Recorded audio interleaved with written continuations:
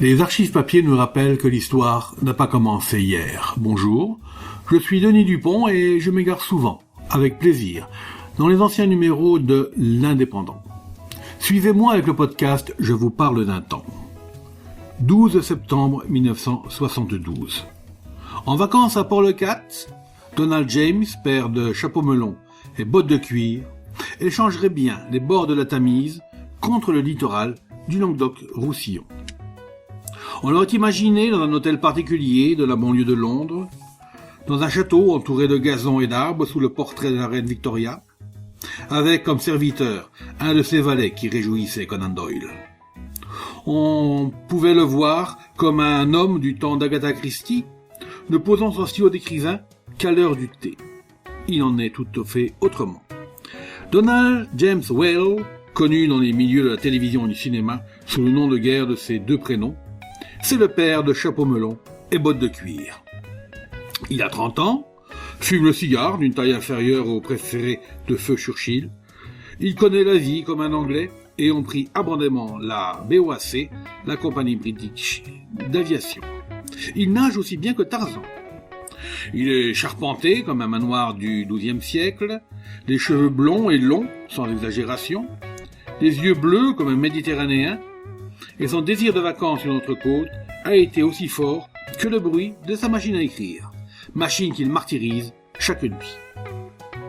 Dans la villa qu'il a louée pour 15 jours à Port-le-Cat, Donald James s'est déclaré en vacances malgré un travail de composition jusqu'à 3 heures du matin.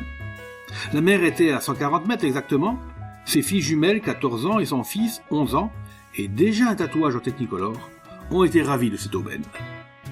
Papa, qui a eu la fièvre de Malte, Lyre a travaillé 15 jours dans cette île pour certains épisodes de feuilleton, et est tombé amoureux du littoral Languedoc-Roussillon. Au départ, je suis venu faire la comparaison avec l'Espagne. Je suis très heureux ici. Je vous échange les bords de la Tamise contre cette plage de 8 km. Il choisit les mots français avec soin pour mieux traduire les nuances de ses idées. Il fait des efforts pour donner à son esprit la pleine interprétation de ses principes. Pour Donald, la vie est merveilleuse. Un Walt Disney de l'aventure le pique chaque matin comme une vive mal placée sur le sable servant de tremplin à la baignade. Pour la télévision, il a écrit Chapeau melon et bottes de cuir, ce succès de forme chevaleresque du XXe siècle, cette façon de traduire le flegme britannique et l'esprit d'outre-Manche.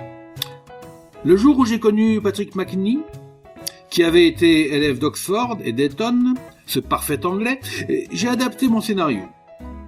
Le personnage a évolué. Avec Linda Thorson, dont le charme éclaire autant que les plus puissants Sunlight de studio, nos aventures ont progressé pour arriver au succès que l'on connaît. Mais Papa Donald, dont la femme est aussi belle qu'une star américaine, payée des millions par mois pour les producteurs d'Hollywood, a écrit d'autres scénarios. Il a adapté pour la télévision anglaise et française les romans de Leslie Charteris, Le Saint, avec Roger Moore. Il prépare actuellement une série qui aura pour titre français Les Protecteurs. Ne pas confondre avec certains poissons bleus. Il s'agit d'agents ni gorilles ni spéciaux qui auront un cerveau avant d'avoir des muscles. Et dans le Languedoc-Roussillon, pas de projet ? A demandé M. Lourde, qui aimerait bien une nouvelle apparition de l'auteur anglais. Et nous avons parlé du château de Sals. Si on me donne l'autorisation de tourner dans ce château, ce n'est pas impossible. Pour Donald James, qui repartit hier pour le London Fog, le brouillard de Londres, son séjour à Port-le-Cat a été merveilleux. Il a appris à jouer à la pétanque, réaliser la façon de pêcher la sardine, apprécier la chaleur de la mer et du matelas géant confectionné par le sable. Un seul ennui. Il avait emprunté une machine à écrire française pour travailler la nuit. Les caractères ne sont pas les mêmes qu'en Angleterre, mais le style se reconnaîtra. Tirons notre chapeau, melon, à cet Anglais qui, grâce à ses bottes de cuir et de cette yeux, a pu apprécier les progrès d'un littoral dont la lumière pour lui n'est jamais tamisée. C'était Je vous parle d'un temps, un podcast produit par l'Indépendant et proposé par Denis Dupont, à retrouver ici même chaque semaine.